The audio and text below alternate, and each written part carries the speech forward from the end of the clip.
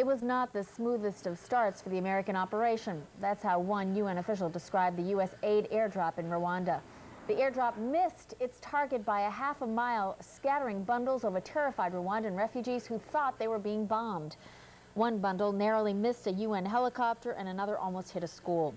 Meanwhile, Zaire has reopened the border with Rwanda and refugees have begun returning to their homeland. Here in San Diego, meanwhile, a man who once lived in Rwanda spoke about what is happening in his country. KiroKiro now sells goods at the swap meet at the sports arena. He once owned 2 stores in Rwanda but received political asylum in the United States. He says he has lost many friends and family members. Rwanda is just a small country, very, very tiny country. Everybody knows everybody. Everybody is brother to everybody and sister to everybody. And I don't know how people they can kill each other like that.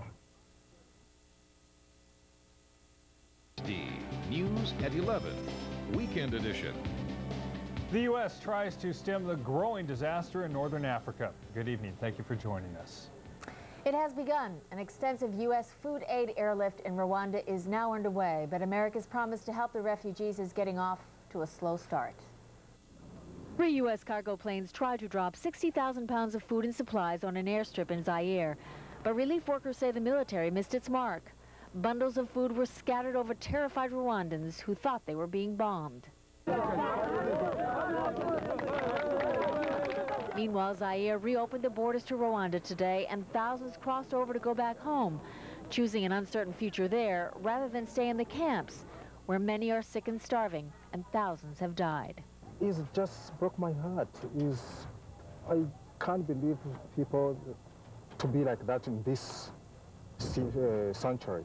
KiroKiro is from Rwanda, and now, after getting political asylum in the United States, he lives in San Diego, selling goods at the swap meet.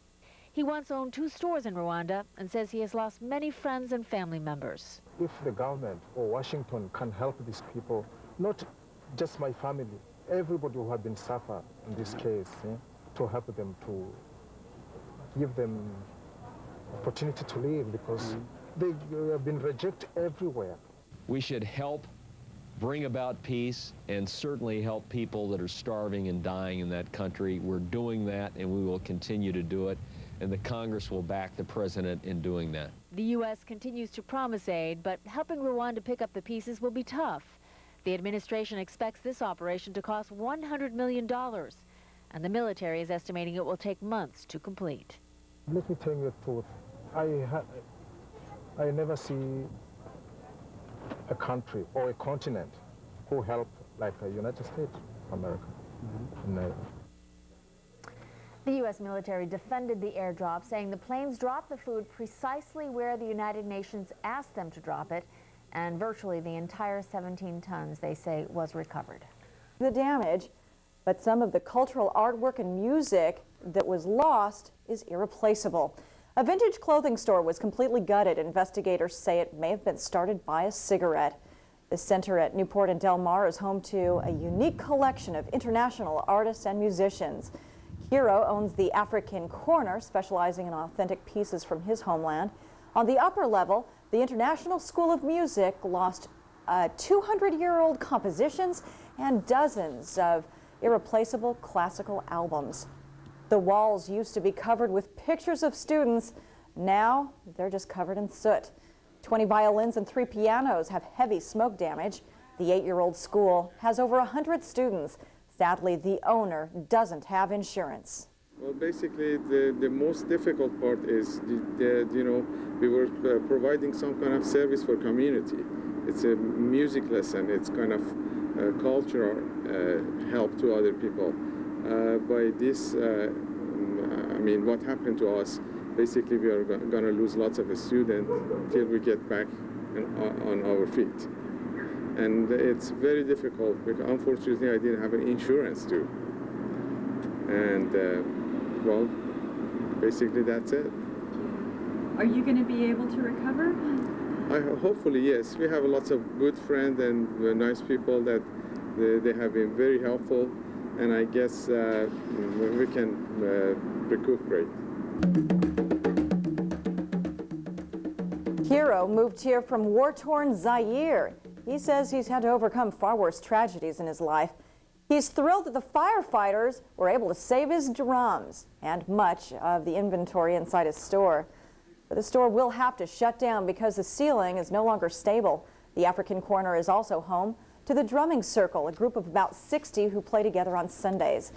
Kiro says the beat will go on. They will find a temporary home as they wait for this to be repaired. In the meantime, he plans to sell pieces at the swap meet to get by. And through it all, he keeps a smile on his face. The people who came to help me, they were so wonderful, wonderful. I can even show you the picture. They were so happy, and then look at the shot we had. You took pictures with the firefighters. It's wonderful. It was like a party. Yeah, we help each other do stuff. They was here the whole day and helping and do kind of, like a Fujimoro. I'm just want to give him a drum piece because he saved my drum, and my drum make my life. I'm so happy to play drum for peace. Yeah, it's very good. So you have new friends now? Yeah, I have a lot of new friends. I have a quote from people cry, saying, no, don't cry, don't cry. Yeah, it's wonderful. And I feel like I have a new home here. From Africa, Orange County is my new home. And he plans to rebuild that new home of his. Again, investigators say the fire may have somehow been started by a cigarette inside the vintage clothing store upstairs, but the official cause of the fire is still under investigation. In other news tonight, businesses on the west side lost power this morning when an underground electrical vault blew up.